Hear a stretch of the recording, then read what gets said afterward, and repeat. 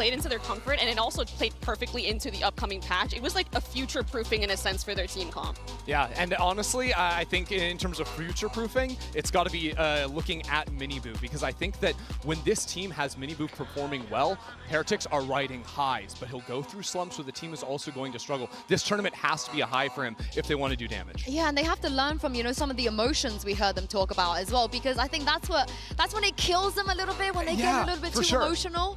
Yeah, but we don't have Miniboo right now, but we do have his older brother, Boo. Let's hear what he has to say to Genli ahead of today's opening match.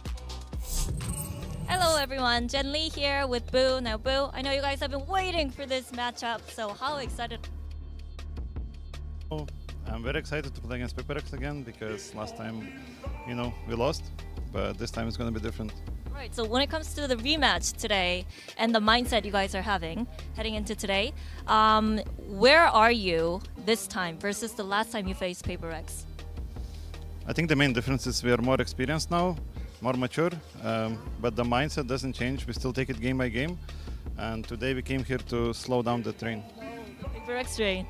All right, good luck today, and hope you slow down the train. Choo-choo!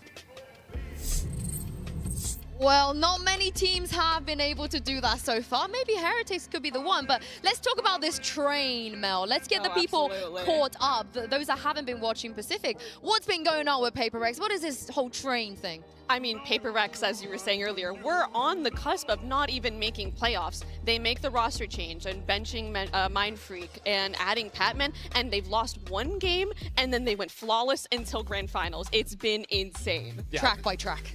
Track by track, yeah. I think Sliggy is there, you know, waving the flag, tooting the horn. But honestly, like, I think that this team made a lot of very considerable improvements. They've also talked about, like, how they've been working with Mini to, you know, shore up the defensive side. He's done a lot of work with their team, and I think it's very clear in the fundamentals of how this team plays, right? Like, I think early on in the year, they were playing hyper individualistic. Oftentimes on the weak side of the map, they're taking solo forward lines, taking fights they probably shouldn't be taking, but they have started playing much better around each other, comboing off their util, retaking together, and that has showed in their game plan. What you're saying this is if they lose, we can blame Mini.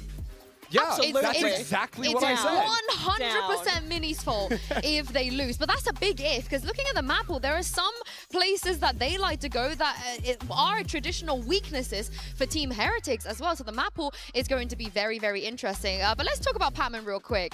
Talk me through, you know, his agent pool. Who is he? What do you think of him?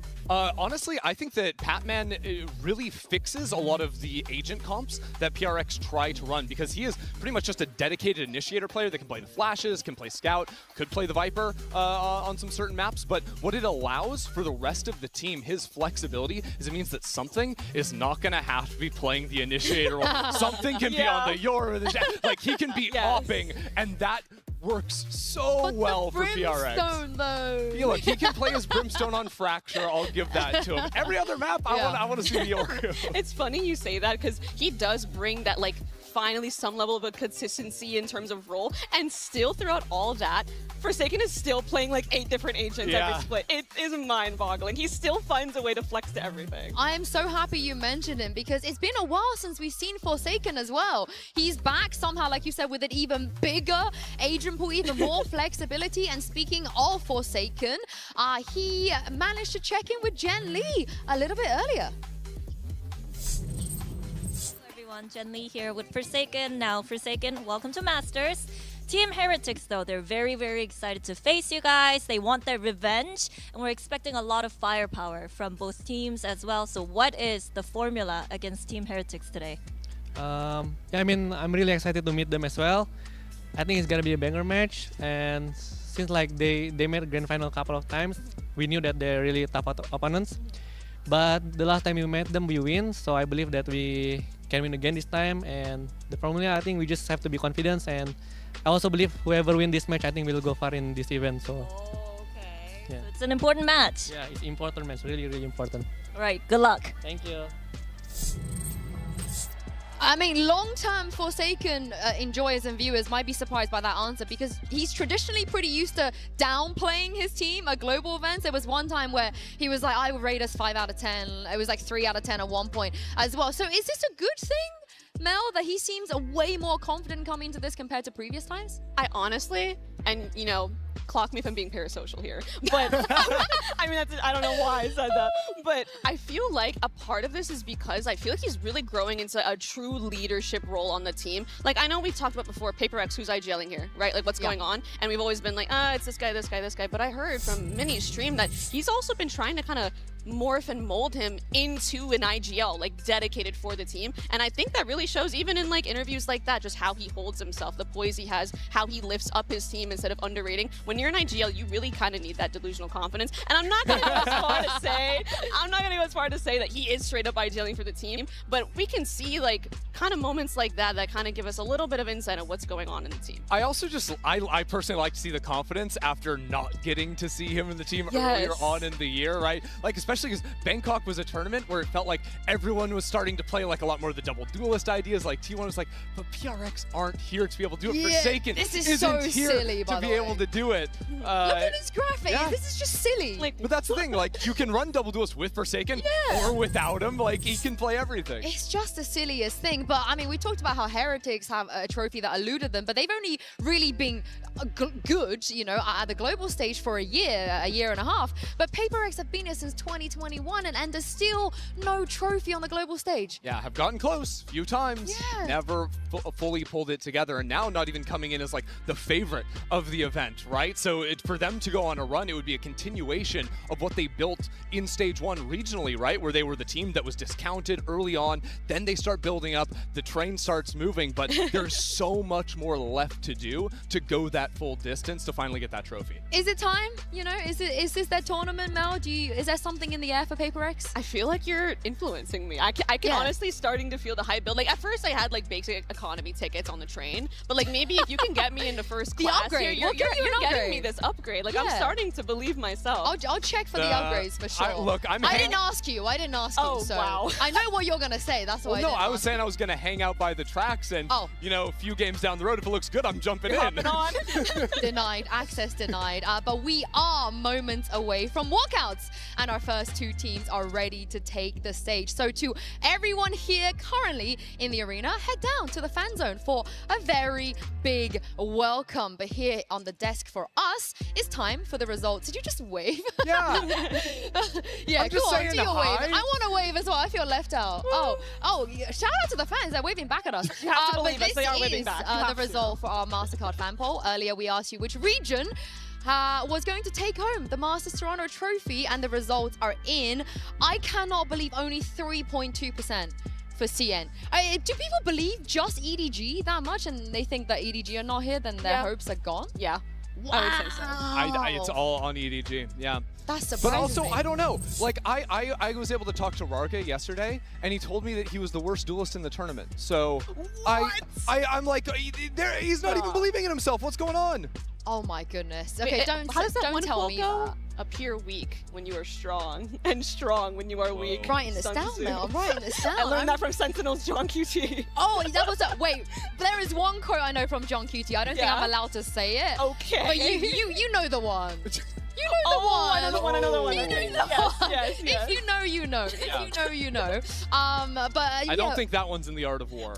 Yeah, I don't think that one is as good as the one that Mel just said. But looking at the talent predictions here, I cannot believe only Uber Advance went for Team Liquid. They don't have This is Nats. insane. What do you mean? They don't have Nats? Wait, Yinzu. This is outrageous. I have a bone to pick with you. Yeah, hit me. You have Team Heretics winning. Yeah, I do have Team PRX Heretics game, winning. And you're trying to convince me to put PRX. Well, And look at me, I got PRX here. This is the thing. PRX are winning the tournament, but they're gonna have to, you know, find themselves early on. see. They can't do it The hero's flawlessly. journey. This is It's like a some good Simone storyline. Biles mental gymnastics. I Yeah. do not know what you are saying. They're gonna lose that opening game. They're gonna learn so much from it, come back stronger, and deliver us a crazy lower bracket run. You know? Uh-huh. Is that not what we want though? We want the drama. We want some stories. We don't just want a flawless run. That's boring. I don't know. I would take a flawless. You would take a flawless. Would I? No? Wait, but I always root for the 3 maps. I Every still single event. think the elephant in the room on that graphic is the fact that only 2 people chose Liquid. I know Nat is not here, but we don't believe in Penny? You don't believe in Penny? I would have not go that far. I did Take not that say back. that. What's up? No, we believe in Penny. Why did you Penny say fan. Billy Billy? Penny is undefeated in Tier 1 Valorant this year. Yeah, so then why did you True. say Billy Billy if you Technically. believe in Penny so much? Because he's not Nats. He's an emergency sub. Okay, we'll see. Nats is just argue the with that. GOAT. I mean, we unfortunately do not have the script, you know? We just guess. But this is where the road to redemption begins. We have 2 matches laced with a lot of emotions and unfinished business. Today, we bring you Team Heretics versus PRX. Billy Billy taking on Team Liquid. It's time to kick off day 1 of Masters Toronto.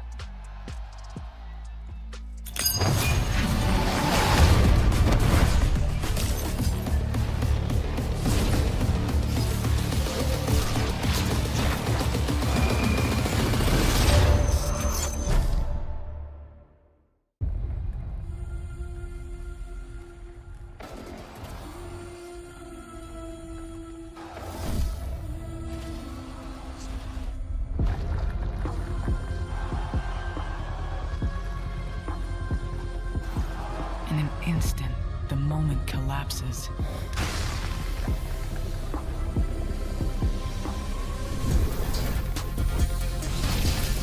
Every choice, now a memory.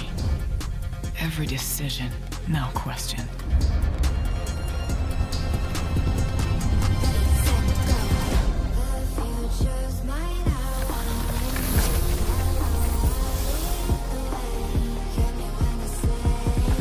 But opportunity rises again. The moment is in your hands. Squeeze the trigger. Ready, set, go.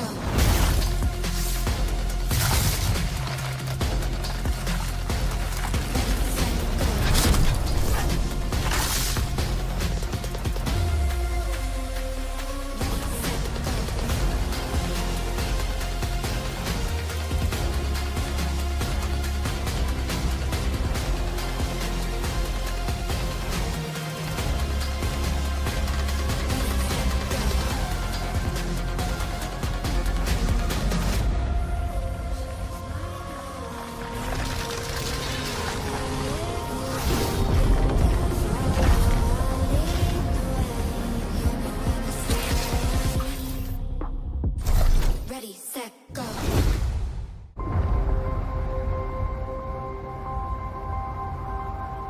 To lock in a game-winning play, you have to lose track of everything. You just focus on yourself. Being comfortable in chaotic situations, that's flow state.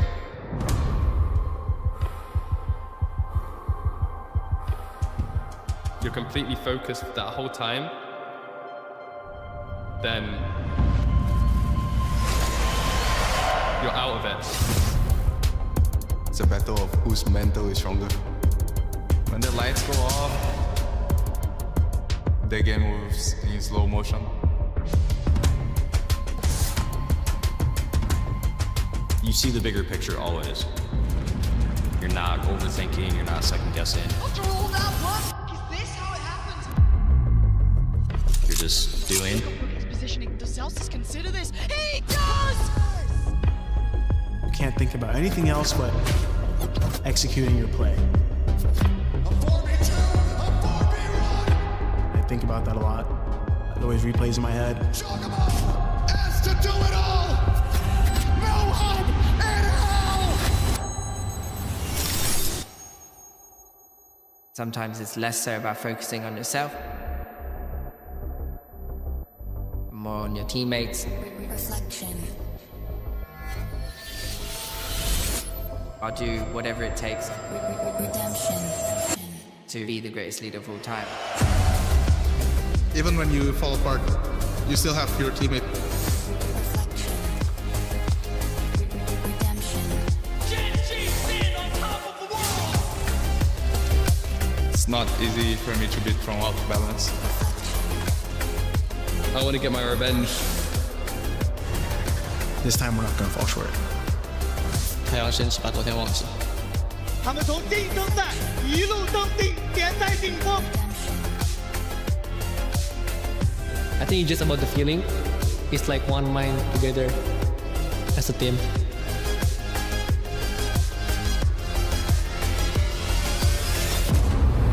Reflection. Redemption.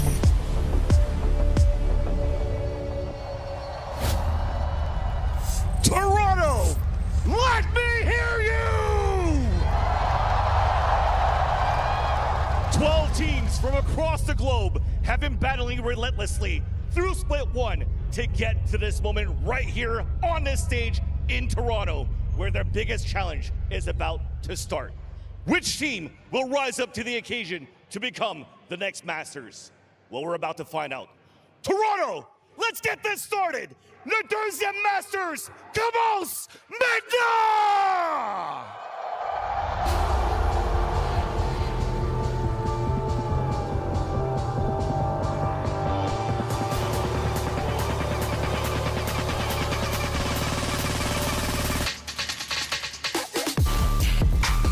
Team Heretics versus PRX.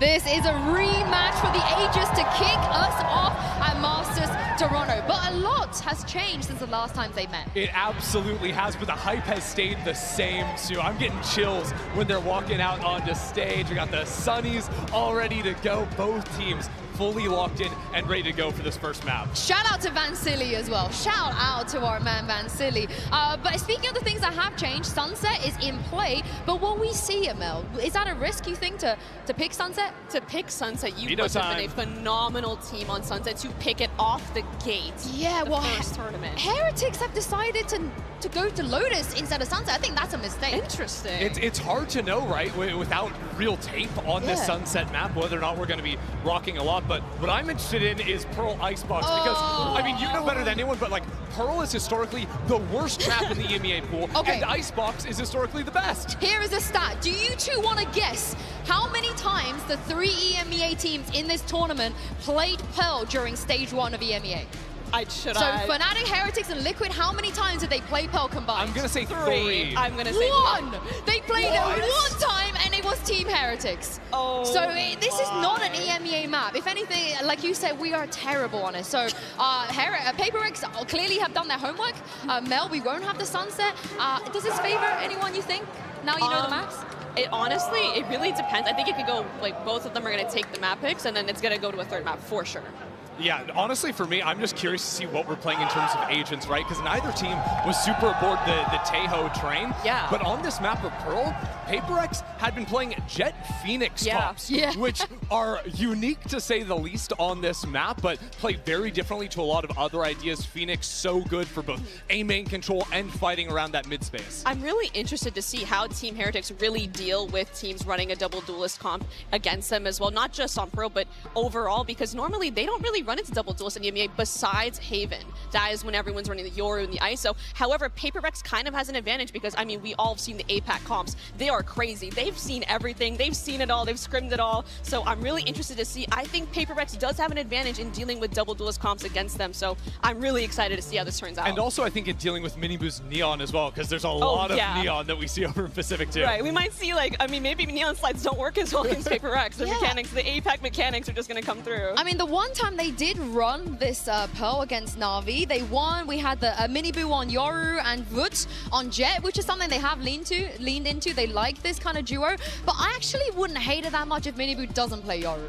It wouldn't bother me. Yeah, because he'll probably play Neon, and no one's gonna have a go at his Neon. Yeah, I mean, honestly, and when we started seeing a lot more Neon getting played on Pearl earlier in the year, I was a big fan of it. Like the execs you can run. Yori usually plays a lot slower, you know, it's more macro, TV, all that type of stuff, but Neon can just overwhelm sites, and that is what Heretics are so good at. And I do want to shout out, because I can see on my monitor, I'm sure you guys will see in a second, Mind Freak is here. He did travel with PRX, and he is sitting in the coach booth next to Alex. So maybe that's a bit of a buff as well, a cheeky bit of assistant coach power. Yeah, I mean, I wonder what he feels his role is in the assistant coach. Is it just keeping him calm? Is it keeping Alex calm? Or is it more just like, he's like bad cop, good cop? I wonder what the vibe is there. Every time I've seen Mind Freak in the coach booth, he's always been smiling though. Yeah. Maybe I'm biased from the clips I've seen, but he always seems to bring a good vibe. So I'm leaning more towards good cop, bad cop vibe. I just think it's great that for so many years, we've seen the Freak. And now we get to see the mind. Oh my god. Oh my god. Do you know what? I'm really mad when other people are funnier than me. That makes me so mad. No, you already won the day with the intro with the 18 titles, so I'm trying to catch up. No, but I think you beat me there. I think you beat me there. But the agents will definitely be very, very interesting, because we all seem to be very convinced that we might not even see a single Tejo. You know, we won't see it. But you know, we don't always know. We don't always know. How would you be mad at all if we saw a Tejo on Pearl out the gate?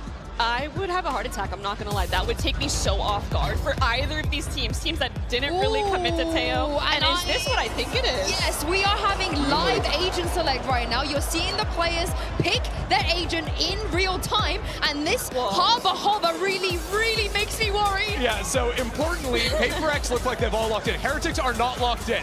Don't freak out just yet. They're all hovering and maybe going back to some more normal things. But I think to talk about they're all hovering and maybe going back to some more normal things. But I think to talk about PRX for a moment, this does deviate from what they've been playing a little bit. I do think they have a recent game playing this comp, though, with the Yoru Raze double dive options, which I do think can be very powerful.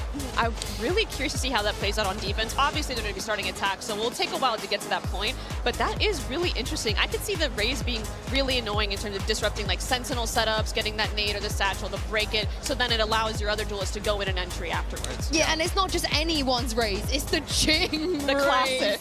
That is the Tekker's Raze. But on the other side of this, Vuj playing Breach is not something we see a lot. In fact, only 4 or 5 times in the past. But he has to kind of flex here, because Rian's fade is phenomenal. Yeah, I mean, the Rian's fade, you can't give up on that for sure, but I'm curious to see how this Breach plays up alongside with the nerfs, right? How it can combo those stuns with stuff like the Yoru. Well, we have 18 titles here on the desk. I'm sure we're going to be adding a couple more as I throw this over Toronto to your casters, Uber and Wyatt. Thank you very much, Insu. Great to be here in the 6 to kick off this Masters Toronto in the best way possible. It's 2 teams that take these tournaments at breakneck speed, but Wyatt, they've been cursed to stumble at the last hurdle in the past. So many second place, third place finishes for these squads respectively. The tournament is going to begin here. They've met before in a group stage. That was a long time ago back at Madrid. And we haven't seen a whole lot of PRX on the global stage since then. It's time for redemption to see if the train is going to keep on rolling. Here we go, folks. Into the pistol. Heretic start on defense. Well, already we got this play up through connector here. Gonna leave me the Prowler that tries to get him in. Wood on the breach this time around. A fault line comes out at a decent time. Could be in a bit of trouble if there's a pop flash out of this, but no, it's just going to be a pivot towards the spawn. The minimap is bizarre right now. Triple push from Team Heretics all the way through B, creeping into the spawn of the attackers. It's going to defeat a lot of this KJ util placed in A main. PRX here able to push out from Link.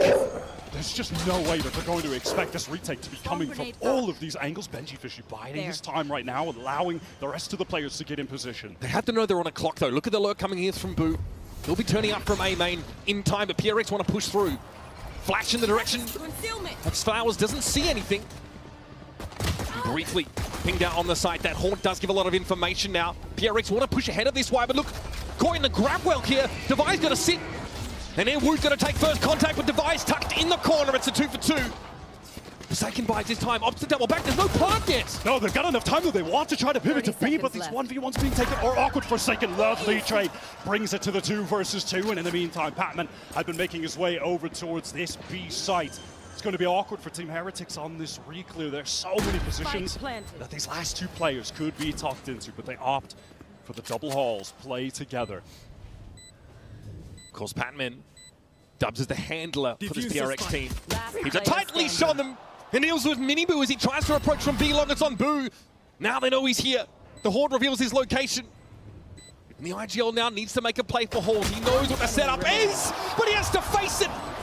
Natty and Patman deals with him as PRX with the pistol. That is the steady hands of the man who has just been a consistent element since joining this PRX team. Comes up in the first pistol round for his global debut. Pivotal 2K for Patman, wins that duel towards long. What a bizarre pistol to start off this game. The map being entirely flipped by both sides. But PRX making that nice pivot with those 30 seconds or so remaining, getting over to get that plant on B. Anticipation, the double back on A when she got taken low. But PRX have a clear call to hit that B side now. Let's see what they got for this anti-eco. It's a group up towards that B side. Note that the shear wall's been placed behind them. This is looking just absolutely free for PRX here. Team Heretics opt to go for this gamble stack towards the A site. They're not going to find a thing, and at that they've got all classics. But of course, when you're running this Euro, you are going to always be prioritizing just farming up those orbs. The dimensional drift has just been one of the highest power ultimates in the meta this year. Razorvine deployed in horses. It's tough for Benji, and Jing explodes. It's an easy judge pickup.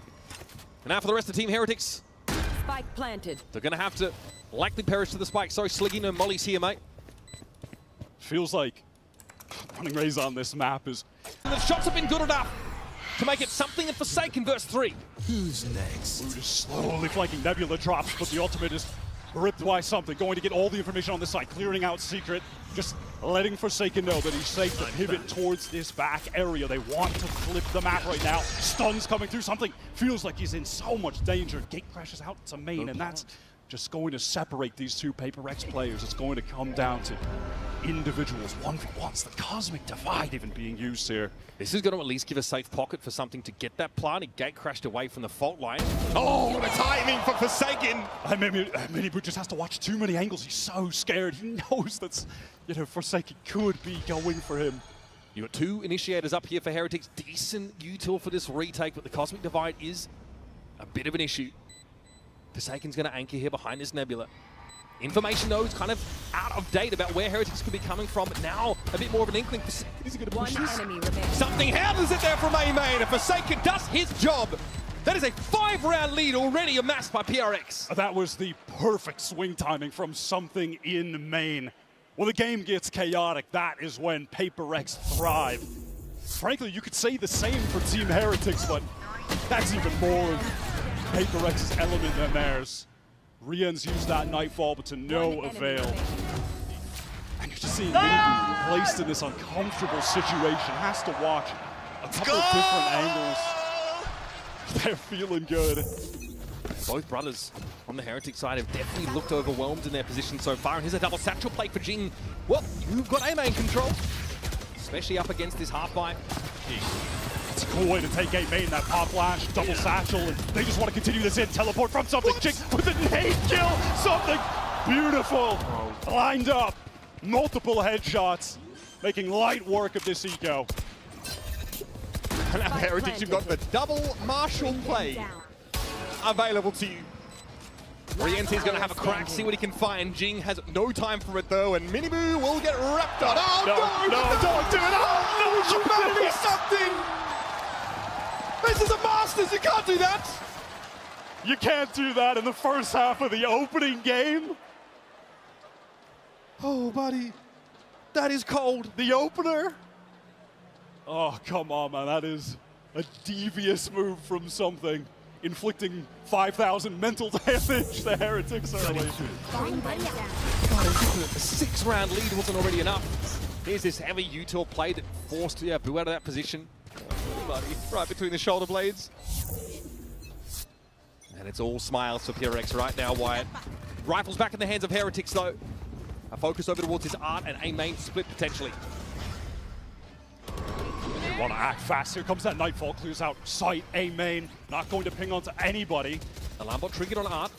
Our Team Heretics is going to try to fight this. You could have Minibu try to pop flash out when PaperX get onto the site. Steel Garden going to be ripped, going to connect onto everyone.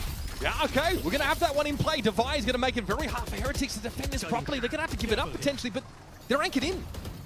Minibu sees a bit off that dimensional drift, but PRX have actually syncopated the tempo here, and there's a drift over to B from the defenders. This feels like a new PaperX round right now. Again, just slowing it down. They tap the plant. They want to bait this utility out. It's about to get messy, folks. Strap in. There's the ping. The Horde sees 2. Jing with the spray. Boo is down in dugout. Something tries to emerge behind the flash, and Wood is caught with utility's hand. There is something. Closes the account. PRX show us another side to the coin. It's a pump fake, slow roll on A that teases Heretics out. This is simply not the PaperX of old. You are watching a new team. Everything they do there, controlling the tempo, is just utterly fantastic. It is perfect play. They slow things down, allow some of those players from Team Heretics to leave after that Steel Garden was used. They tap the plant just to bait out that initiator utility. Then they get back in, post-up, refight. It is picture perfect Valorant from this team. All right, big breath here. Hearing from Heretics in press conferences and the like, they've said they're very aware of the sort of second place curse on them right now, but it's kind of not something they want to consider because of the road that still lies ahead of them here through our group stage. But they've said that they're not inexperienced kids anymore. You know what I mean? They feel like the issue more recently for them in that EMEA final where they got blown out by Fnatic was just the mental preparation. In general, they feel like they've got the experience to stay, you know, comfortable, confident at this level. But how do they dig themselves out of this 7-round hole? They've used both their timeouts here. It's only round 10. Last year, Heretics, they were the team from EU that really shocked the scene in the offseason. Hopes weren't super high for them. Then they come out swinging. They have a fantastic 2024 with just a crop of all of the upcoming talent. You have Minibu saying in that press conference yesterday, we're not the kids we were last year. They are mature now. They've got a mental coach added onto the team to try and get them over the finish line. Maybe they should get off the starters block Wyatt first. Just the one round. I mean, devastating for either of these teams who are favorites on the group stage to immediately go 0-1. That game crash didn't go into halls for something. It's tucked in that corner. Benji not close enough to see it. So they're pulled out of halls entirely, have Heretics. And again, this is just mostly a Sheriff's round stinger for Minibu, who hasn't gotten into the game in a meaningful way yet. Either Wyatt and PRX are swarming over B. They just love this anti-eco B slam with Jin getting into the halls with a judge. This time, Boo's out of there. He's not trying to die to that again. What can Heretics dig up here? Forsaken aware. And he's already seen that Prowler, knows it's coming. Fault line. Thrown out here, no one to catch on to, or perhaps the vice behind him, but Forsaken is confident. The standout player on this PRX roster. And boy howdy, he's sharp as attack, folks. He had an unreal run with PaperX when they went on that 5-game win streak. When the train began rolling in the playoffs to qualify, Forsaken was their most lethal player on any role that he had to be thrown on. Just the glue of this team. You mean all of them, anything. right? I mean, yeah, all of the roles. 5 different regions in the lower final, going plus 34. Get you someone who can do it all. I think GG, guys. This is going to be a huge amount of pressure. Heretics are feeling, at least those rifles are back, locked down to work with. Cosmic Divider at the ready for Boo. PaperX playing a 2-2-1 right now, late in this half, slowing things down. They have been at their iconic lightning-fast pace, with devastating executes into these sites. Here they're just waiting out to see if Team Heretics want to go for something more proactive with this breach that they've got. Minibu is postured in A main right now. Here comes that dimensional drift, so he's going to get spotted. Minibu is under a lot of pressure at the moment. He's hoping to fight ahead of it. There might be a safe pocket for something here to just emerge in. Or call a cancel. Yep, he's even way. Wood is ready for him. That might be a little bit audacious, even for PRX.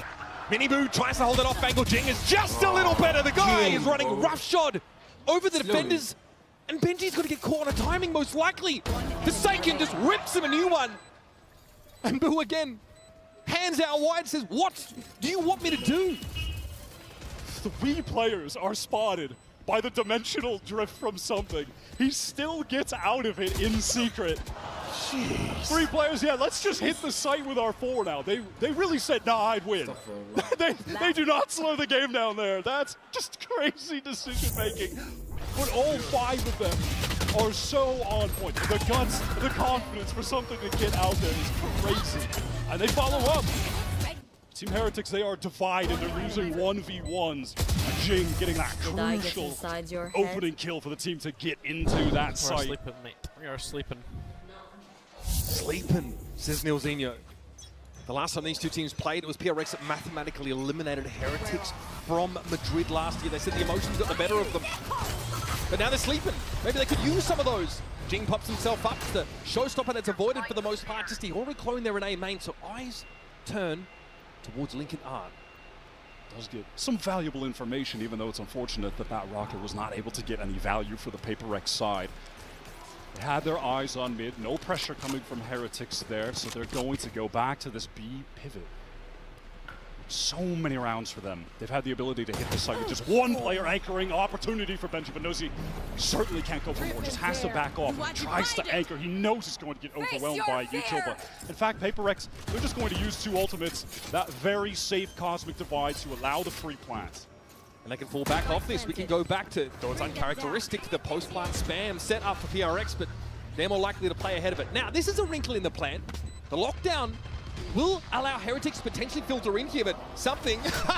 well, they got rid of their lockdown, never mind. Something's happy to wait and bide his time here. Patman going to double up with him as well. Something wants to get some early spam.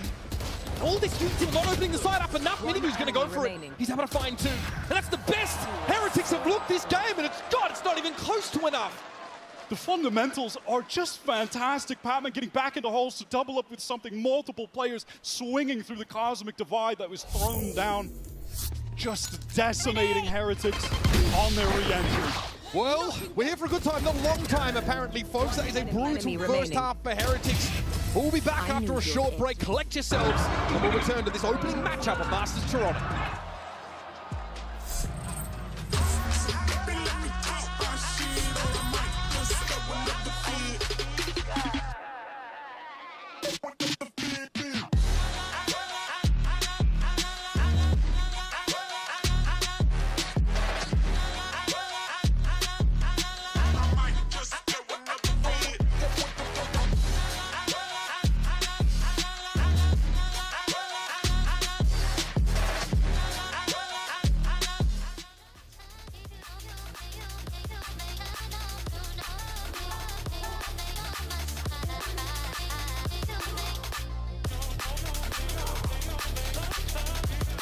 Oh my god.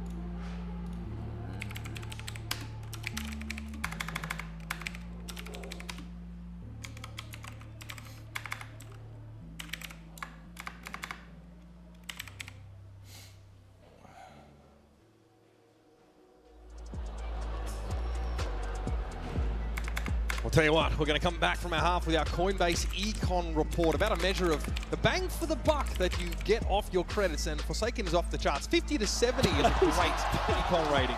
That is crazy from Forsaken, but yeah, that'll happen when you die twice and you never actually have to spend your money. Forsaken is on a tear, just continuing the form that he had that we mentioned previously, that run the PRX have been on to get to this tournament, coming out of nowhere. He has just been their star, no matter what role they've thrown him on.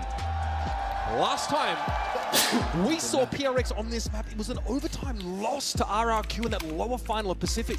something was with him, making some really odd decisions in the clutch situations, and Forsaken wasn't able to get them over the line. But here, it's a different game plan, a different comp, and by God, it's a different outcome.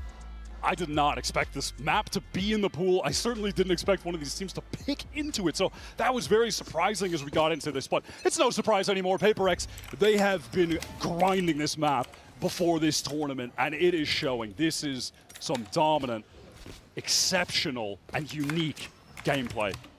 The words of Coach Nilzinho, Heretics have been sleeping for that first half. Hopefully, 11-1 rings to the tune of the alarm clock that gets them back in this game.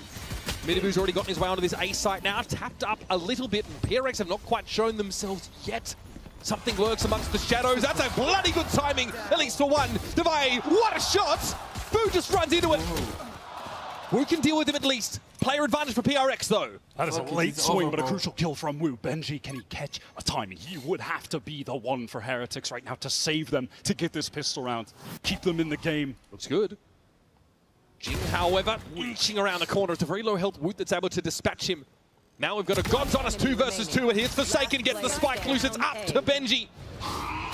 Prowler, play from behind it. Patman sees his quarry. Not quite ready to finish the job. 35 seconds left in the round. Patman holds his ground. A diabolical start to the second half for Team Heretics. It might already be over. He's won both pistols for this team. Obviously, Heretics, they're going to have to come into this with a tragic force. Hope that they can look like G2 with some stingers, maybe.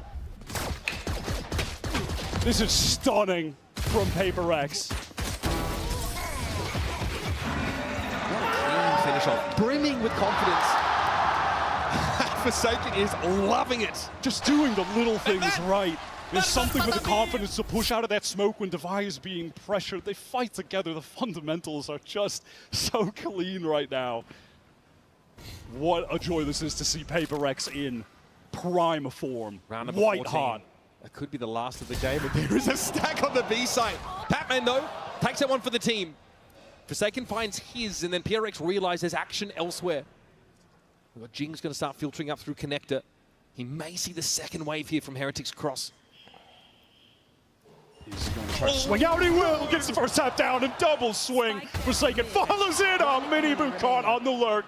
And it's the IGL, the big brother of the team. In the unenviable position of having to salvage an impossible situation for his team. This would be one of the nastiest losses that Heretics have suffered in quite some time. Boo here's going to try and go to work with him, but Devay shuts the book on this first map. What a way to make a statement here in Toronto. PRX are back. For the lottery, time for the lottery. What a showing. Stunning from PRX, absolutely stunning. Just a casual 324 ACS for your boy Forsaken. PRX looking hot off the starters block here in Toronto, but it's a full series that's got to be played. So stick around, folks. I hope you've got plenty of energy saved up for the rest of this series. Guys, if they're your ulti, just like run. Just run. Nice! Let's go! Let's go, boys! Pat, nice one, bro. Nice one, Pri. Ooh, yeah, ooh, yeah. Ooh, ay, ooh, ay. Ooh, ay, ooh, ay.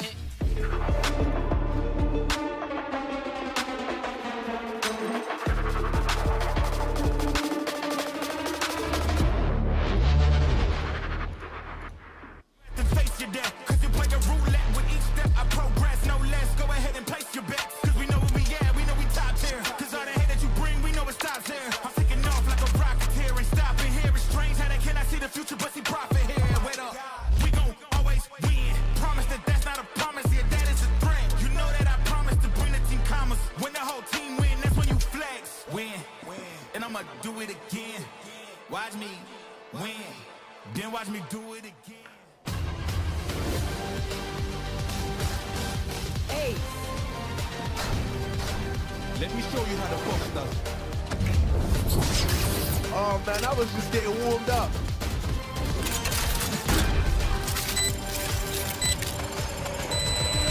Spike defused.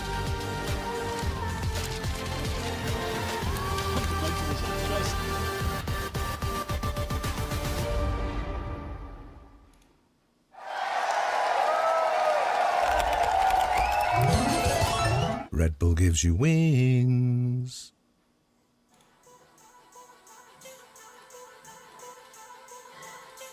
Fundamentals are just... I might be insane and I know I'm not a saint. I try to explain, still hanging by the chain. I can never be irrelevant, they know me by the name. They gon' wish that I never went back to my old ways.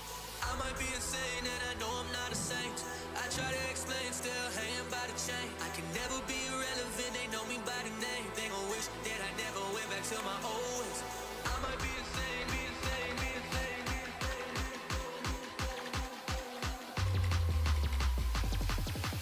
I might be insane and I know I'm not a saint. I try to explain, still hanging by the chain. I can never be irrelevant, they know me by the name. They gon' wish that I never went back to my old ways. I might be insane and I know I'm not a saint. I try to explain, still hanging by the chain. I can never be irrelevant, they know me by the name. They gon' wish that I never went back to my old ways. I'm high, I'm lying, don't try, I'm sorry. I'm high, I'm lying, don't try, I'm sorry. You don't know me like that. You come around with all the guys. I'm high, I'm lying, don't try, I'm sorry. I'm high, I'm lying, don't try, I'm sorry. I'm high, I'm lying, don't try, I'm sorry.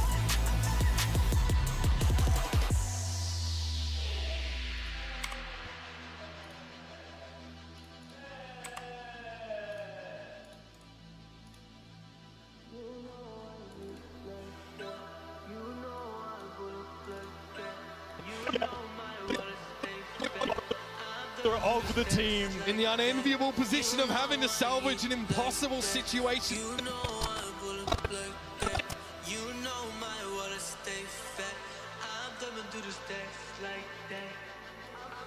I might be insane and I know I'm not a saint. I try to explain, still hanging by the chain. I can never be irrelevant, they know me by the name. They gon' wish that I never went back to my old.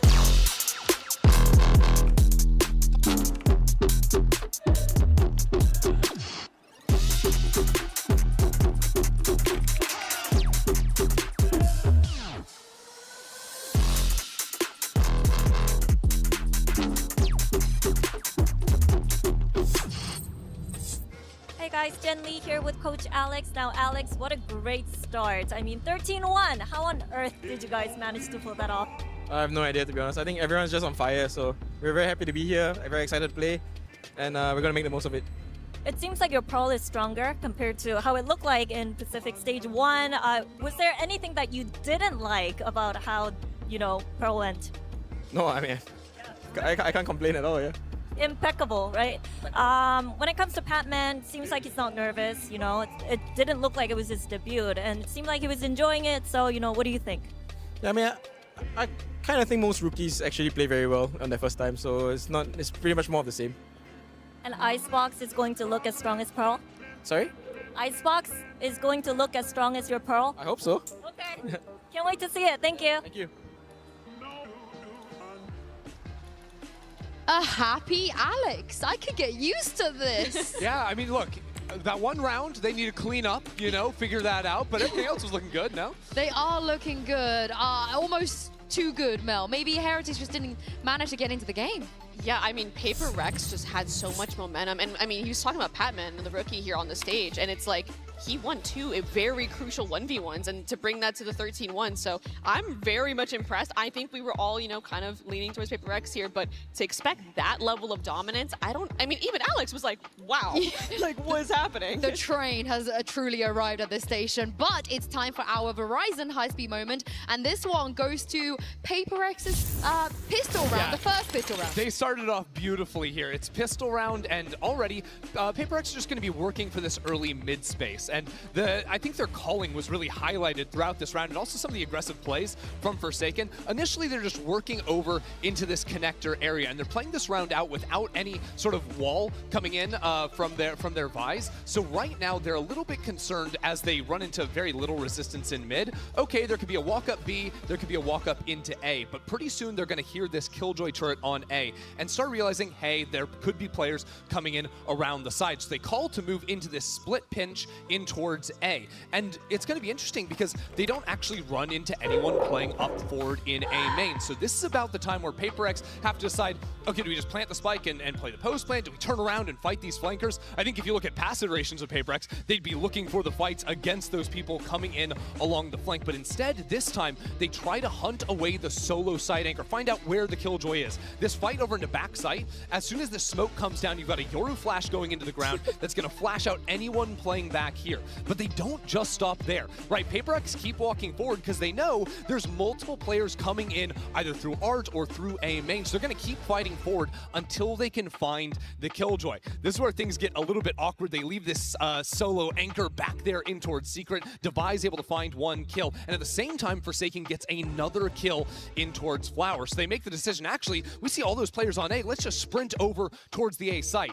Unfortunately, Jin gets a little ahead of the crew, so that actually encourages Forsaken to stick around, and he plays this very aggressive line, trades that kill out, and he was doing this consistently throughout the game. His Astra was so aggressive once they fell down into numbers. They end up pushing forward, going for these two players coming on the flank on the other side, but Patman and Forsaken play things beautifully to close out this round and get the ball rolling in what was a complete stomp. And Mel, this is the definition of growth, right, when it comes to the way that PRX are now playing compared to a couple years ago. Yeah, like Ender was saying, old PRX, they take those fights on the flood. New PRX are like mid-rounding to a level like I haven't even seen a mid-round like that, especially on a pistol, ever. And that was insane. And also probably the most mid-rounding we saw of the entire map, actually. Yeah, they were making so many decisions on the fly, right? Because that first fake spike tap, they're saying, okay, if we tap this, there could be like 4 people flooding out from Flower. As soon as they don't see that, they know that there's going to be a lot of players coming in on the flank. Well, we've heard from Coach Alex. Let's hear from Coach Neilzinho ahead of map 2.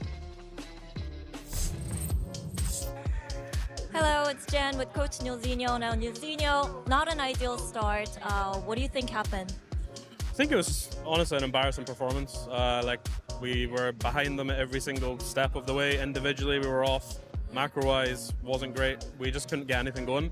There was a couple of rounds that we were in it, but honestly, we were just completely outclassed. So we just need to wake up immensely for the next 2 maps, you know?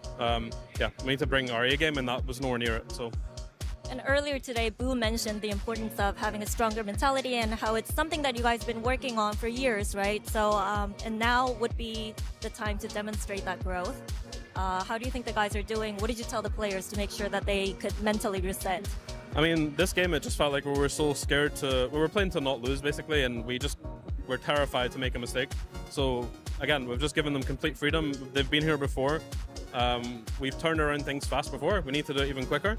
So, yeah, we've got Ryan, our performance coach, with us as well. He's said a lot of good words, and it's just giving them confidence because they need to really believe how good they are. And right now, in that last performance, they didn't show it. But we've got 2 new maps now. We forgot about the last one. We got completely outplayed. It is what it is. We go next. All right, thank you, and good luck. Thank you. And it is fortunate that the map we will be seeing next will be Icebox. This is where, Ender, we expect a different performance from Heretics. They've got to, right? And the player I am looking at is Miniboo, because that map 1 was quiet on the Yoru, but on Icebox, bro is like the only guy that is playing Neon, and he is so clean on it. I love seeing what he can play. I am a big believer that this team rides or dies by Miniboo's individual performance, and he has to show up. Would you like to see them stick with the comp that they ran, you know, through stage 1, which we're about to see here? I think so, personally, considering they've had a lot of success with it, and we did just see them play Pearl with changing their comp, going into the more double innie, and it was not convincing in the slightest, right? And I'm really excited to see, yep, and there is the Neon. I think Icebox is a map that really requires a lot of mechanical skill and confidence, considering how many fights you have to take, and there isn't a lot of util to supplement those fights. And on Neon, this is his moment. This is the time for him to stand up and show up and be the leader for his team mechanically in the stats and just go on pop off on PRX. And I think it worked for them too, having double initiator, Sova and Gecko to find more forward fights as well. Fight through Viper walls, fight through smokes, take control over backside, fight towards Snowman on B. You have to get active versus PRX, I think, because their util combos honestly were looking so good. And I think a big part of this too is the fact that Team Heretics is starting on attack this time as opposed to defense. And they can set the pace, they can get in their face, and that's something they didn't have the virtue of having in the last map. Well, they wanted this rematch. They got to turn up on this stage. Otherwise, Uber and Wyatt, PRX are going to walk away with a clean 2-0. We expected a banger of a match. I think a quick 2-0 definitely wouldn't have been on our bingo card today, Yinsu, but what we got served up in that first map, hearing it from Milzinho, was not good enough from Heretics. Against a team like PRX, you cannot afford to start slow in a match like this. Before this game, Benji Fishy had said he wants to play against PRX, and he got his wish. He got his wish. He might be regretting that, but we are heading to a map pick where Heretics have looked really good with this Neon. Look at this push up already from PRX on the defense side. They absolutely want to brawl. Heretics, though, have to be ready for it. But how? How do you stand against this avalanche of defenders? Wood is going to limp away from that early encounter. Here's one shot. Has to cross the mid that Devi has on lock. Yeah, doubled up even with something, and Devi had been patiently waiting on that angle anyhow. Nice little 10-second round coming through to open this game. PRX yet to lose a pistol. Heretics yet to gain an ounce of momentum. And encounters like this early in the round are just going to stretch your cohesion in these firefights to the very limit. What we saw there, frankly, is classic PRX on this map. They play standard stuff, but they play defense in a far more proactive way than most of the teams in the current meta. Most teams play a lot of safe positions, then go for retakes. They are constantly doing 4-man, 3-man pushes down, A main, down B main. Heretics are going to need to be very concerned with that. Inching now over towards the speed side of the map. See something back up here to bolster this B presence.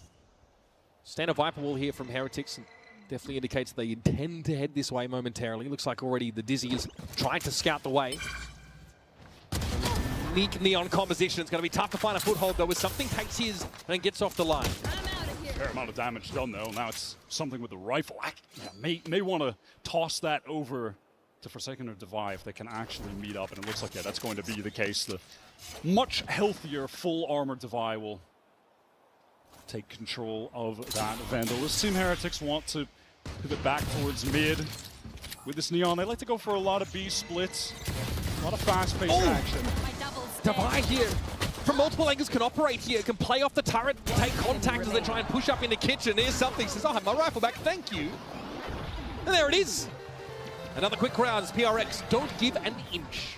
Maintain all the rifles, just lose one of the pistols, basically as good as it gets.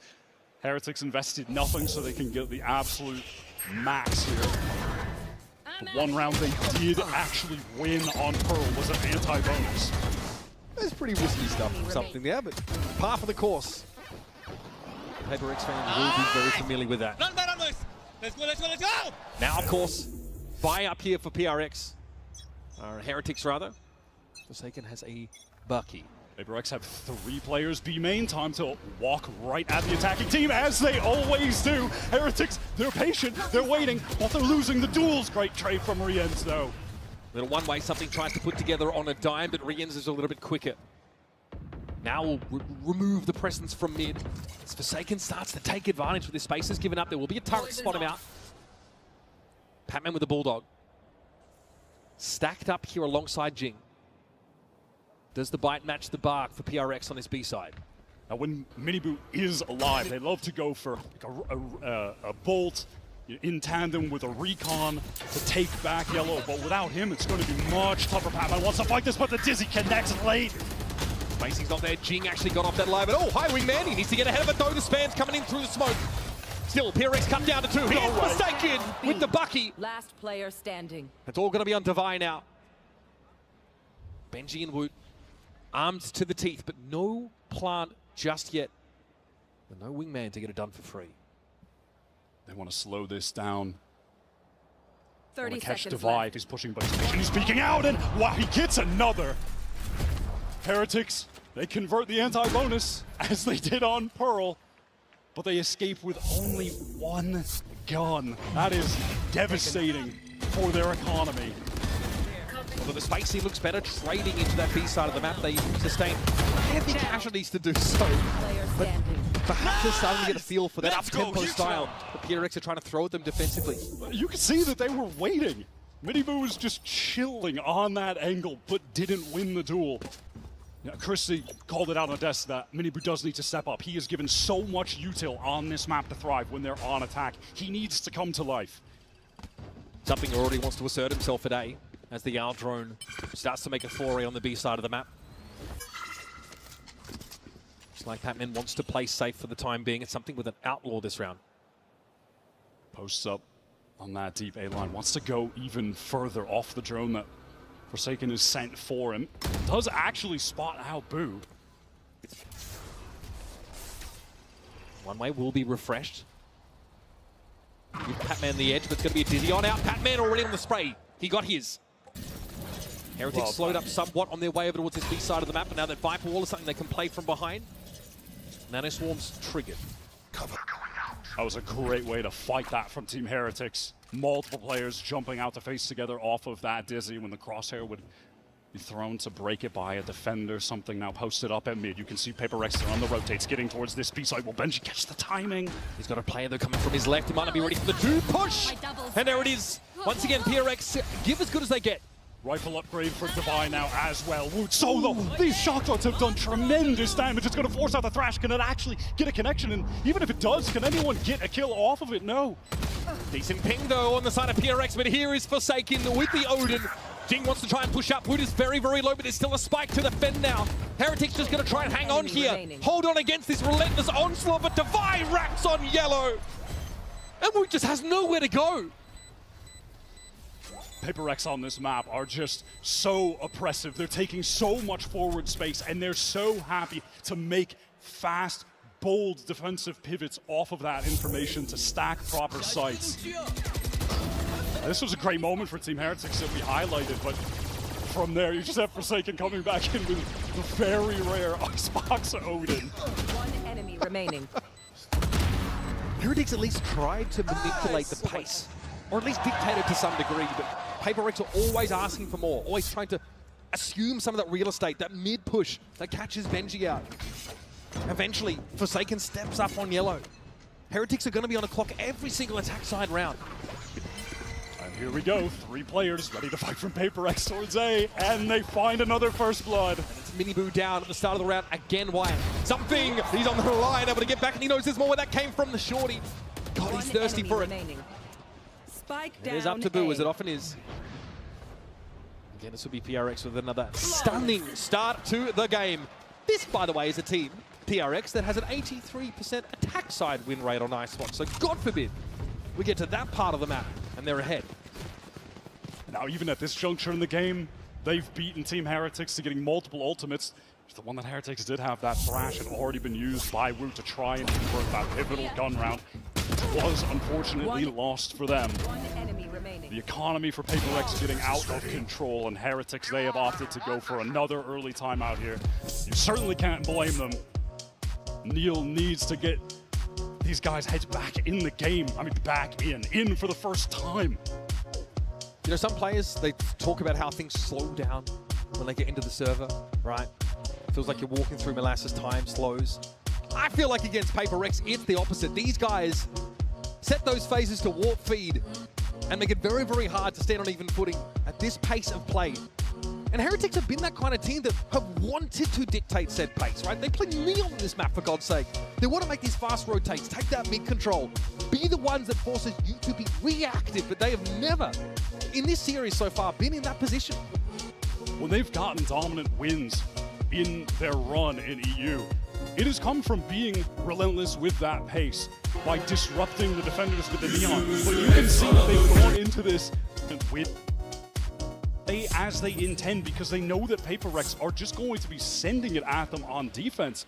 So they're not getting off to those fast, aggressive starts that they want to. They're not able to claim that space early. Forced to use a lot of utility to try to re-clear late, and most of these rounds, they're just losing the opening duels. Neil said on map 1, but they did not bring their A game. In fact, they were nowhere near it. Only 2 rounds to their name at this point across this series. Okay, now no turret to play off of in Kitchen. Nice little lineup. And already those one-ways being set up. Will have Patman occasionally to swing on them, and he hears DC come out, so he knows there's the pitter-patter, a little Heretics footsteps on this B side of the map. Devi's been drawn over in that direction to assist. Benji, the curry spot, okay. Not too shabby, my friend. Holds it down admirably. That is definitely going to throw a wrench in the works for PRX, and now that lockdown will allow Devi to at least get some space. And Rienz is waiting for him. Caught by the players who were able to just get out of that lockdown circle. Play in the corner. Credit to Benji Fishy. He just wins it out straight up. 2 for 1. And then Patman was trying to anchor back yellow, but that's a position that you really can't be in alone against Team Heretics. Jing here's got very little to see. Yeah, likely just to try and walk away from this one with cover going out. Weapon intact, even though there's enough currency here for PRX to continue to take some risks and try and keep a lid on the economy. Jing does not like his chances. That anti-eco flawless they had earlier has put them in an excellent economic position. But like you said, might as well just save, keep the cash rolling for PRX even in this round loss. I think Patman is realized on this one that trying to anchor back yellow solo against the way the Team Heretics like to fight towards B is not going to be the right choice. They send too much util back there. It's tough to deal with the Neon. But Benji's ready for this inevitable mid-push. And I think Devi does not account for the pocket that's left in the corner of that A side by the lockdown. He sort of doesn't check this at all. My ult is ready. I know. Rienz, I know. Guys, we're doubled around from last map. But It's a positive. Guys got a quick map. They'll take it. They'll take it. I mean, for a team like Heretics, who are just filled with talented, mechanical shooters, that's the first time any of them have really gotten a highlight-worthy play. Credit to Benji. Fury now from Rienz. Speculative. Doesn't yield any information whatsoever. They are aware, of course, that the Odin is in attendance today. And those would be positions that PRX would typically love to just play into, but it's actually towards B where they've gone full aggro, something posted up close with Patman, and that's allowing the rest of their squad to be pretty steadfast towards this A site. Odin is going to be obnoxious to deal with. But no one was watching pipes at the time. Forsaken actually gets back. This could get dangerous, but now that the lockdown is used, that Hunter Sphere is going to need to be expended to break it, unless they just intend on getting out of here, which is going to be the case. Oh, the Shocky does not hit. Well, that lockdown will be intact. And now Heretics able to make use of that to get entrenched here at this A side. And they're going to want to use this Hunter's Fury with the Paranoia to get back in. This is fast. This is pacey from PRX. Here comes that Hunter's Fury, belated as it is, but it's going to be Jing going to work with them. He's gotten in and under rafters, something at a time. But again, it's Benji that answers that late round lurk. Wu deals with Forsaken. Jing gets his tap. He was already able to find these first 2 kills. But to expect him to make it 5, even for him, might be a little bit too much. Wu with the shoulder pick, shot through the knee, still an adventurer, though. Boo and Benji happy just to stay entrenched. A hard fought round here for Heretics. And finally, PRX Train is forced to throw the brakes on. Wu beginning to hit some shots. I'm going to need to see that Benji one on the replay from his point of view, please. That looked ridiculous. Something on the updraft. The blade sword just plucked out of the air. All right, Heretics heating up a little bit individually. That's crazy. That is a mental shot from Benji, who is starting to hit. Still cranking 90. Good to see. PRX, they're on defense. They do display something that they are typically very good at, which is very, very quick floods with excellent utility.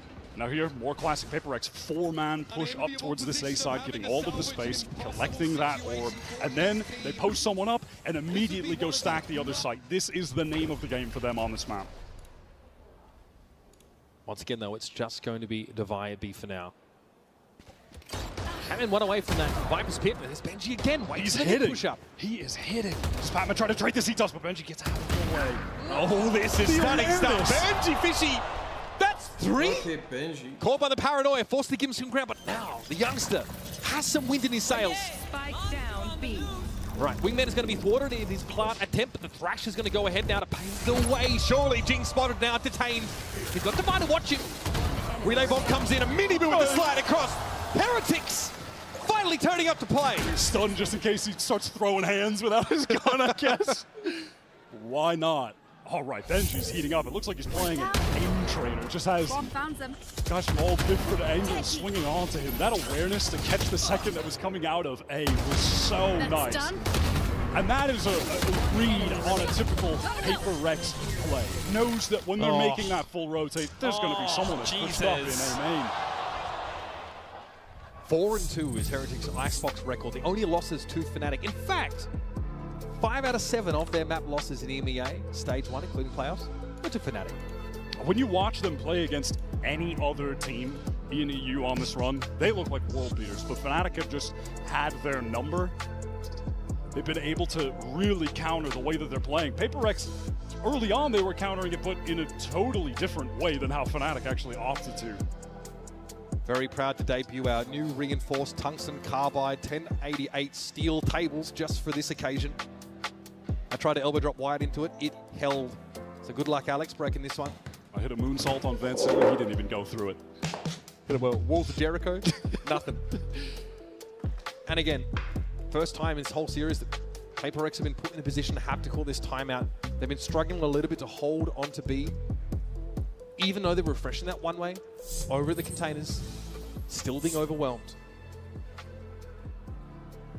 How will PRX adjust out of this? They're going to be on a half buy here to the extent that they can at least get a hero rifle over to Jing, who obviously has been playing very well.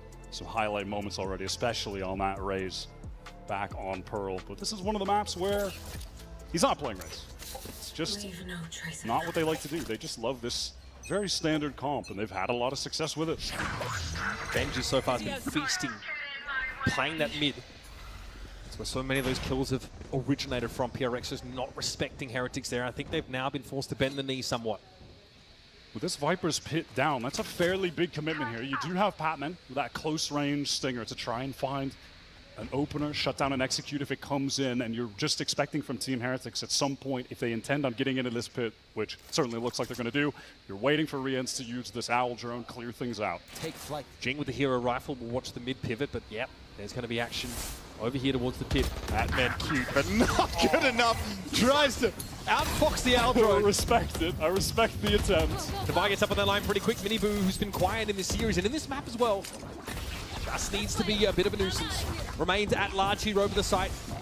And Snakebite's going to make it hard to play in from upper rafters. This is good looks.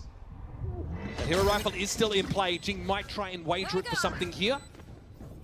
We'll take a pretty prescribed location, one that's going to be watched for at the back of the site. Heretics have seen enough. It's up to Jing here to step up, get himself some value off this round potentially, but once more, he will be sorely outgunned, outnumbered. And outdone by Benji. Flawless round here for Team Heretics. Finally steering the ship with the wind. They're going to have an opportunity now as well to get a lockdown for Benji, who's just one away. Batman trying to time that. Hey, I'm not mad at it. He's got the stinger, we're on an eco round. Go for it. But he is caught out. And you can just see from Miniboo's point of view there, hitting this A site, how many options he has playing the Neon, getting into so many unexpected, unorthodox positions there can be incredibly effective. So something's taken up the op now. And that is the adjustment that was certainly called on that timeout from the prior round. Wants to post up towards mid, doubled up with Jing. A bit of protection for him. Turret just got cleared. Looks like the go signal there for Heretics on the B side. They've just indulged in a surge forward here at B. And their main intention really was to get that orb, get the lockdown. Recon is sent in to clear out back yellow from Riens. Fast lane, pretending, hey, we are getting that position back yellow. Shocks as well, and now we're going to slowly pivot back. The spike has just been over there with Woot on A the entire time. But this is the danger. Something has been waiting for this cross. On a very tight line. He's going to see one. That's Riens trying to cross, dealt with. Something wants to repost the line, but very quickly, Heretics all got across to A. And he's going to know that in a couple of seconds. And look at PRX. They're already rotating off this B site. They have Patman deep yellow, and the other two players are making their way to A with some haste. And they tried to flood in. They might. No, not with that lockdown, though. Certainly going to be kept at bay. I don't think PRX have the mechanism with which to remove that, so they're going to have to respect and pull off the site. That early rotate now kind of nullified. We're going to get a plant down. Heretics look to dig in here and anchor. And it looks like they want to come right back in. Recon, Paranoia, here come PRX. Heretics Vipers Pit now to play with Woot, ensconced safely within the poison walls. Here's Forsaken, sees this easy come his way, happy to spam through. Eventually PRX are gonna have to commit. Woot has been dealt with. The Viper though, spawning the pit still at large. Jing wants to get past this now, spamming Boo's direction. Mini Boo though dealt with. Patman is in here, sees the Viper, and there it is. The wall comes down, as does the curtain on Heretics in this round. Boo with a parting gift, but that's all that Heretics can muster. Overwhelmed by the numbers, no real positions, deep sight. PRX are just able to get right back in for free and overwhelm everyone in that pit. It's somebody getting that opening kill, and then Spam connects on to Woot and cooks from there. You see how much PRX invest in getting that midline held. They send Jing with something. And then whichever way you slice it, whichever way they rotate, something is going to see someone. Benji Fishy is actually picking up this attack operator, and it makes sense with the way that PRX play. Exploit their aggression, allow them to make their way into the angle that you're holding to get an opening kill. Keep the game slowed down. Alarm bot out. Benji here to very passive lane. He's just watching for the tube push down. That's not the plan for PRX this round, apparently. Once again, just the one-way being set up by Jing for the sake of Patman, the solo B player right now. Deploying drone. Orb taken by Forsaken into the deep drone on A. We have read this story before. PRX to adjust some of their players more towards that B side. Patman feels the need to retreat, at least temporarily. Recon for back yellow yet again. Here comes that Dizzy. Team Heretics making their way in, claiming this space. At some point, they had to disrespect the one-way. They had to get moving. So Heretics now have that yellow control. Benji's still waiting for mid. He might not get anything with that up here. Team Heretics, they do need to wait for this wall to come back up. Oh my god, PRX, they just want to go in off the Paranoia with a recon. Looking for their own timing, marching to the beat of their own drum, but Woot, what a stunning mosh pit there to shut him down. Devi's able to find his two. And Benji's not in a hurry to get involved. Heretics have done well to trade up on this B site. This has drawn something and Forsaken across the map. We're going to have an advantage attack side post-plant. This is looking highly awkward towards mid. Forsaken left on an island towards B, just wants to slowly maneuver forward. Correction. Get this kill. What a snappy shot! Now, have to deal with Woot, tucked in corner by yellow. Doesn't want to give himself up on Forsaken. Don't even think about the knife, son! Here comes the Thrash. Something knows he now needs to gain some altitude, but finally Benji is rewarded for his patience in the round. That lurking operator comes in at the very end. The final hour. That was interesting for PRX that they go for this pre-flight attempt before there's any effort to actually get the spike down. The wingman wasn't planting. It wasn't really a push forward. They just tried to catch raw timing. It does not work out. We're finally seeing yeah, I guess the Alex that we know. The question is, like, what is the cue that PRX are playing off of there? If they're just trying to manufacture a timing of their own, it doesn't work out because Woot has a really nice mosh pit. Now here's some pace from Team Heretics, getting that neon back yellow quickly. They know Patman could be in this poison cloud, so some shocks going in there, but they don't actually connect any damage, but forced to retreat. Definitely a bigger commitment to the B side by PRX in this round. Hunter's Fury, lockdown, both available here in the last round of the half for the defenders. So behind the Viper's pit, here come Heretics. They are really looking to take some snowman space potentially here. Wyatt, they just do it again! Timing doesn't pay off once more. Hunter's Fury now for Forsaken. Gets a tap on Benji, still no plant yet. Right here.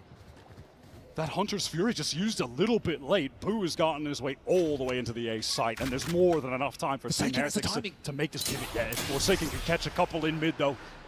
Is he too far forward? Woot, I like the high-low setup. That is brilliant! Heretics always aware. The thrust up mid from the defenders. We've seen it all half so far.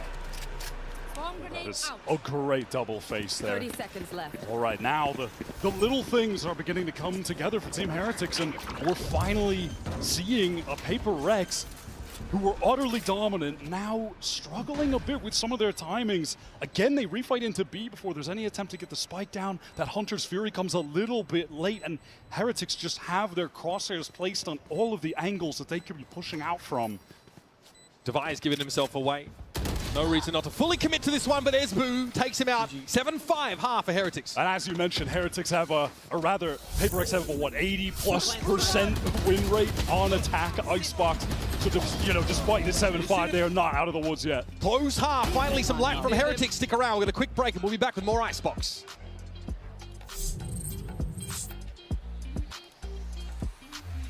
That everyone gets a free phone on any plan, pain-free? Count me in.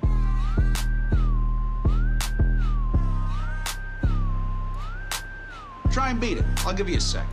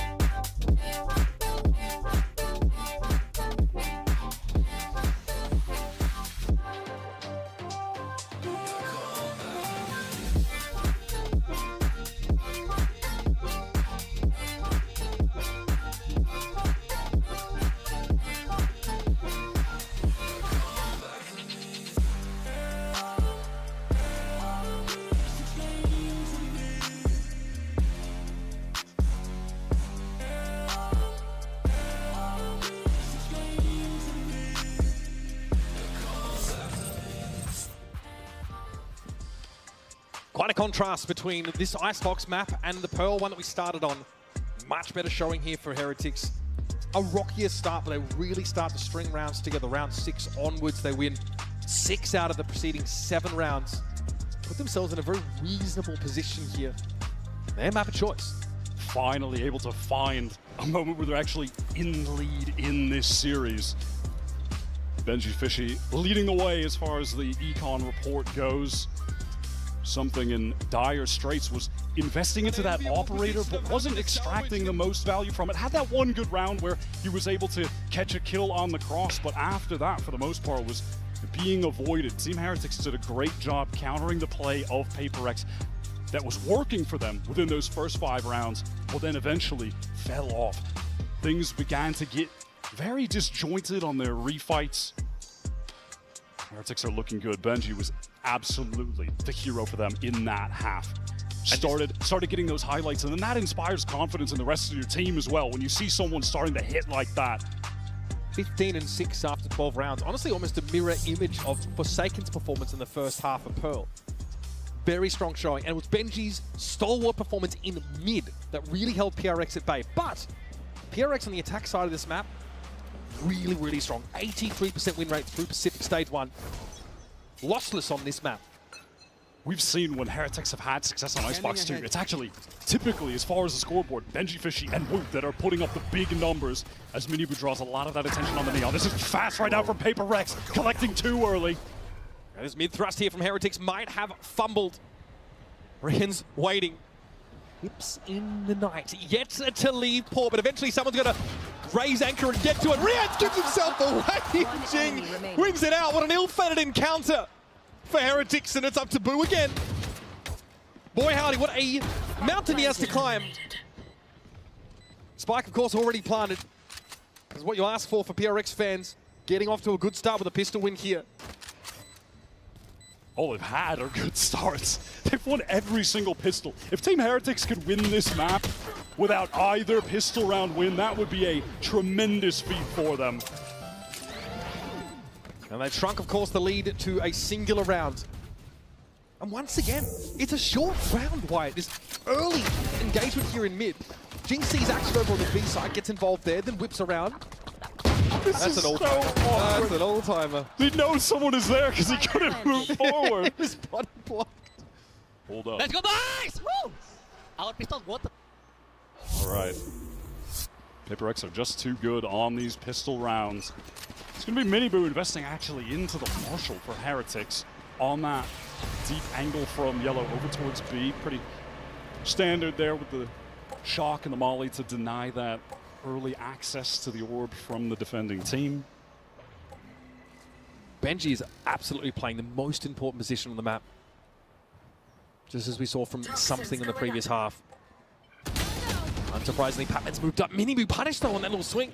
They tried to set him up with a Marshall, but he will be ruined. Run over there, given no space at yellow whatsoever, and Boo now is about to feel the net close in. Patman up walkway sees, what was that? Okay. Up on the ledge he goes. Proud as a peacock, but Rienz is able to find his brace of two.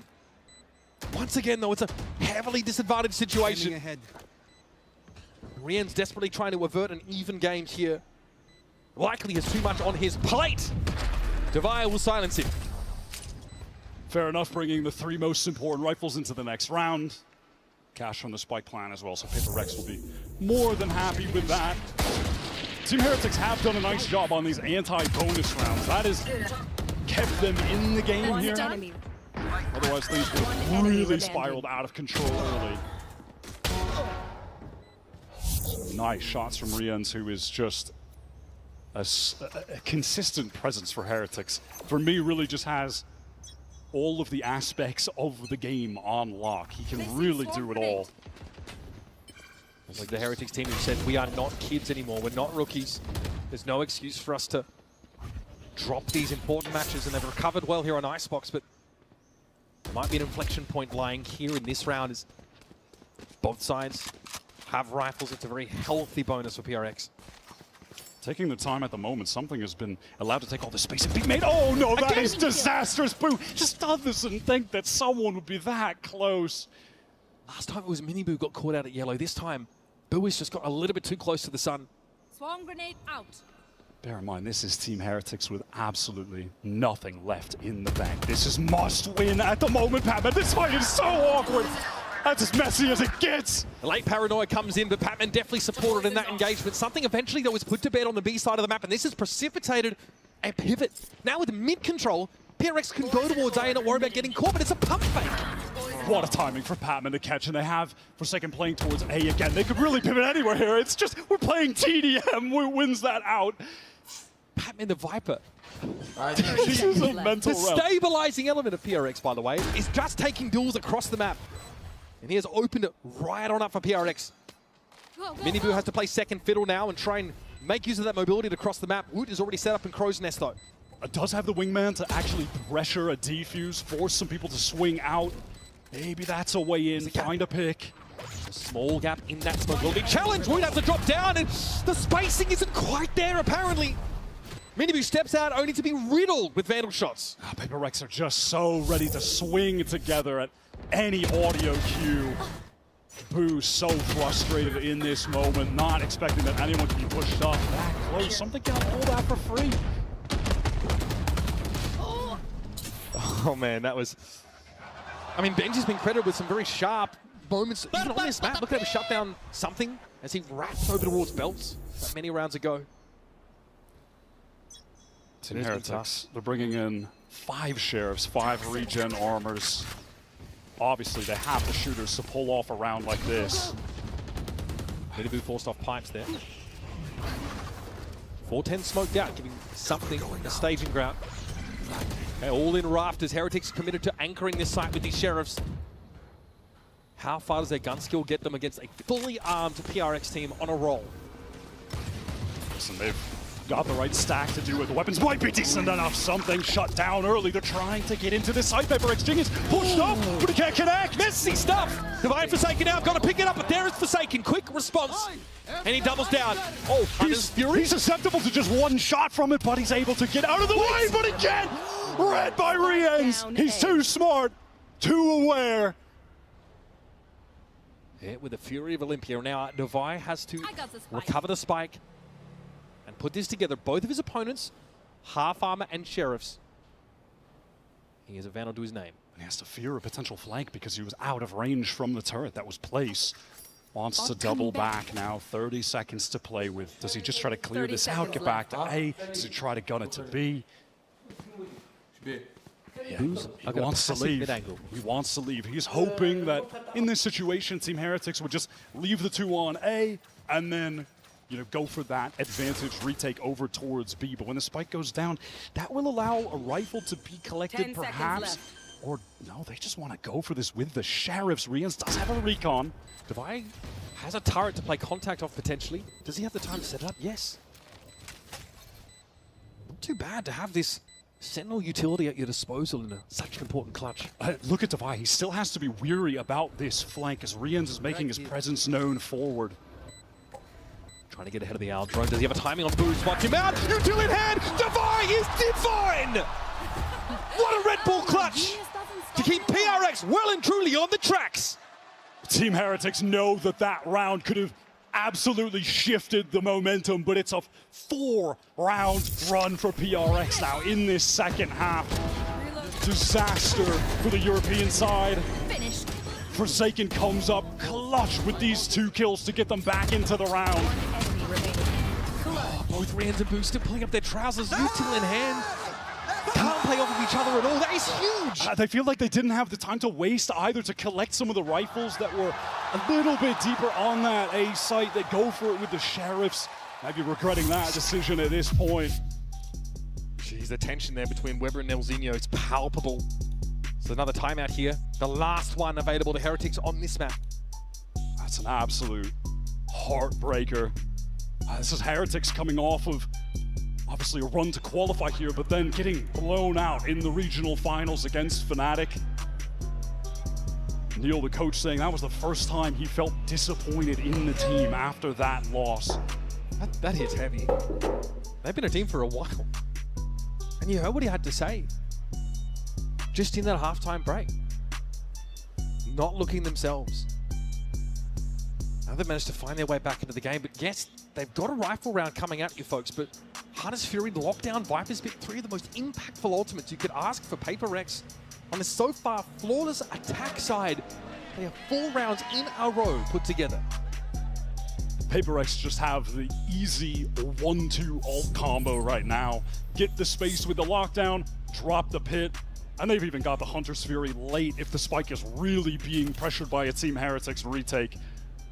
They've got 2 ults they're relatively close to. Maybe they can get this orb. Maybe Root finds a kill, right? But you're asking about, oh my god, the early Hunter's Fury double connection! Oh, that's devastating! This was the round that Heretics were trying to shore up their half the map. Benji at least is able to lean in, intercede to find a kill. That is an awful way to start with, and he's pinged out again. He's got to give this ground up. All of the A side now belongs to PRX. Look at the timing though. Heretics trying to get in ahead of this, but Miniboo is shut down instantly. And Benji, beleaguered as he is, on all sides, guns are trained at the killjoy. And that was absolutely diabolical. Something gets an amazing deep position there as well, all the way back Rafter. That was eventually going to be the nail in the coffin on that round, no matter what. I was talking about Forsaken. He could use that in a post plant or just get an immediate drone tag. A double hit. Jing takes all of the space that was created because of that as well. Oh my god, whatever they had planned in that round. Couldn't even begin to guess. I mean, it was just out the window immediately. That's as the Hunter's Fury comes in. You can see Weber just throw his head back. Okay, Heretics, credit to them. Still want to find a burst of speed here, but oh, the boys were waiting for you, Miniboo. You were expected. Yeah, just hoping the Forsaken would be in that closer tucked position that Asoba will often be in, but was safe, playing back for the multiple players to guard him. Oh, it's just filthy. They're trying to make hero plays. You can't blame them. They've only got Sheriffs. PRX have absolutely shut them down. Their economy is completely out of control. Don't do it again. Don't do it again. Don't do it again. All right, thank you. We can't have 2 knives in the debut game. Yeah, cure for hypotension. We cannot do that. So very quickly, those 2 rounds fall. Heretics back on a buy. Now with Flash and Lockdown to work with. Like, I like the idea. Heretics obviously with a back-breaking round. They were virtually 2-dimensional after that one. Still want to go forward, play that PRX-esque aggressive B-side play, at least use their Neon to get something. But man, I mean, PRX wrote the script for that. They were there when the deep magic was written. 6-round run coming into this with an 80+% win rate on attack. We're seeing exactly why. Deep recon is going to come through mid, and then something can swing off this with Patman. No one is going to actually be spotted by it. No, Benji caught, and there's a teleport into spawn. Disarray for Heretics. Oh man, they're getting clowned on. This is the rifle round. They were trying desperately to bail water out of this quickly sinking boat. Oh my god. And they've already been cut down to 3 players, and Patman is on a timing, but there's an awareness here for Woot. He kind of knows it, and he's ready. I was going to say, Patman, he's just in the walls at all times, but Heretics ready now. This is winnable. Yep, something spotted out. Here comes a fast retake for Heretics. Good start. Forsaken dealt with Raptors control, assumed. Woot very sharp this round. Thrash here will look to find Divide, last standing member of PRX, and in midair he is detained. Heretics come up for air. It's a breather, a brief respite. But boy howdy, look at those wallets on the side of PRX. They are bulging. Desperately needed round win from Heretics. They're losing players early, and they still manage to pull it off. They do a great job getting back into that site together. The distraction from Rafters, and then you have Woot coming lower. I mean, the distraction. Benji knows he's in there, but just can't do anything about it. It's that moment where something tucked in that deep position again is forced to look towards Rafters. Woot takes advantage of that distraction to get a free kill. This is going to be such an uphill battle for Team Heretics as they have to just face down a PRX that won't be saving anytime soon, if at all, this half. It's possible Alex took exception with that round from PRX. I can't be sure. Wow! Oh, but he's not ready. He's clearing the recon, and Jing is just too far ahead of the play for him. He just double teleports forward. He gets all of that space for free. You're never expecting it on defense. Rian's has to salvage. The only player inside the A site for now, disrespecting the smoke at Rafters, and look at Patman. Pushed all the way up on B. He's just got the craziest lurk timings. He's going to have to accelerate a bit. The Team Heretics try to get in off this fast lane. They're getting towards screens. It's slow right now. Relay bolt doesn't hit something. Here comes the lockdown. He's going after it. By hook or by crook. Something is looking for this, and there's Patman on the lurk timing. Oh, the lockdown is popped out from under Heretics. I can't with this guy. He's crazy. And now Heretics know they really can't play off the side. They've got to commit. They've got to challenge this. Not too shabby there from Miniboo, but Jing deigns to descend from the ivory tower to deal with death blow to the This is winnable. Patman's too far away. Can he get a touch? Unreal. The Red Bull clutch. A crucial one here for Woot as Wingman does the job. Man, they really had to fight scrappy for that one. Wyatt 3 up for Heretics, and they come out with a dub. His little pal just gives him that effective 2 versus 2. Wins the highest impact 1v1. But talk about Miniboo, what an adjustment. Looks like he's already in the grave when he gets this 3rd kill. What is that, man? What is that? So Heretics have taken a chunk out of that PRX economy. 1 round closer to their total. There's a lot of work still to do. We're going to have an early Viper spit on the B side of the map. PRX clearly no interest in challenging it early this round. Batman wants to go on another wild adventure. Okay. Go up 2 while the rest of the team are focused on A. Team Heretics triple stacked up.